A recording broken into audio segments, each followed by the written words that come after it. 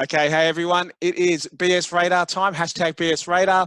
Thanks so much. I've got Amy Volas. Is that, I should have checked before I pressed record. Is it Volas? Volas, how do I say your surname? Sorry, Amy. You make it sound so fancy even if you're butchering it, Russ. So that's okay. It's Volas. Volas. Okay, cool. Amy Volas on with me today. She's been within the enterprise selling space for a long time. She's run her own business. We've been engaging a bit online. If you haven't followed her yet, you should definitely check out her content. She's everywhere at the moment and it's fire. It's really good. Now, the BS Radar, for those that haven't tuned in, it's basically where I tap founders and leaders on the shoulder and I find out how do they sniff out the BS in a job interview. Now, Amy and I have just had a really good conversation, which I thought, look, let's just press record and take it down that path. Amy, now, what were you, we talked a bit about how, I started this because I'd sat too many times in a non-decision maker chair and heard about this person with a big rep coming in, and then they sit next to me and I go, but she can't sell, or, they're just not doing the things that I thought that they could do. So, they've had President's Club and all these types of things in their background, but what does that actually mean? If you're trying to place someone, does that mean much to you? It means a whole lot to me. I call it the shiny object syndrome. Yep. Meaning, just because somebody went to President's Club doesn't mean that they're going to go to President's Club for me. And good for them. Like, great job for you at that company. But not all companies and not all people are created equal. And so what really gets me going when you pressed record the last time and busted me with a 4-letter word, what really gets my juices flowing of dispelling the BS around that is you cannot approach sales recruiting, or any recruiting, in my opinion, for that matter, as just like a butt in a seat. Because this person over here did this, I'm going to assume that they're going to do this here.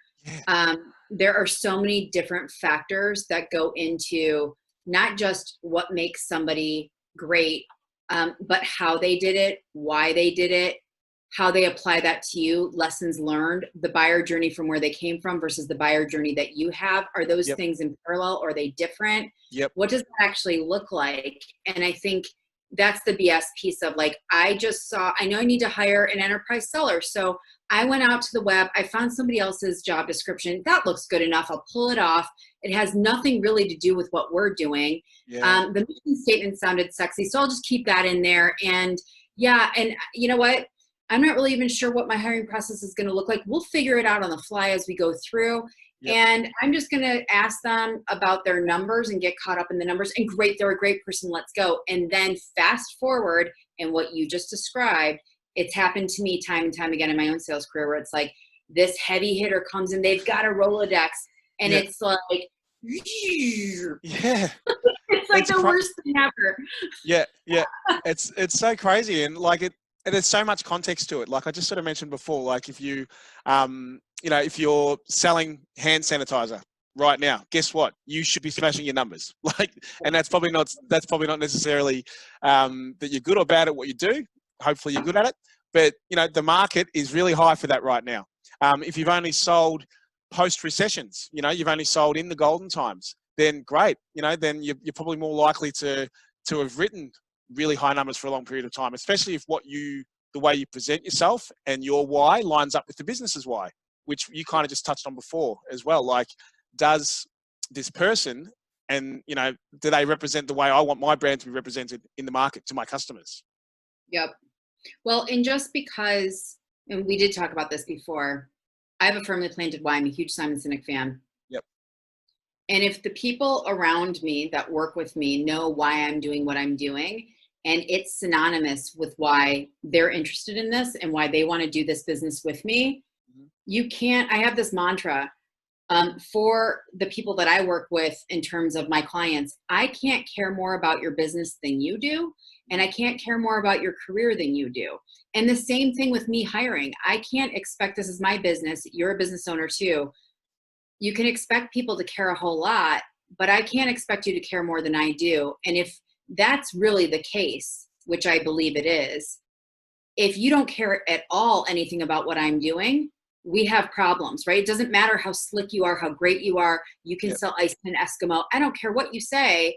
It doesn't matter. because foundationally and fundamentally, and especially when it gets tough, and we're in a tough spot right now, for so many businesses, when it gets tough, if you're not tethered to that, it's hard to stick around for the long haul. And buyers see that too, by the way. They do. That's 100% the thing. Like, they do. Whether you're seeing them in person, whether it's video call, whether it's a tone in your voice, they know. Like, they 100%, they pick it up. I got a voicemail from some girl that sounded like she was like angry spoken word. She'd rather be anywhere else than making that call. It was like, I could tell she had to make 100 dials that day. And this was probably her 99th one, just like wanted to get it done. And basically told me, you don't even have to call me back. I'll email you. Like, it was like that. I was like, wait. Yeah.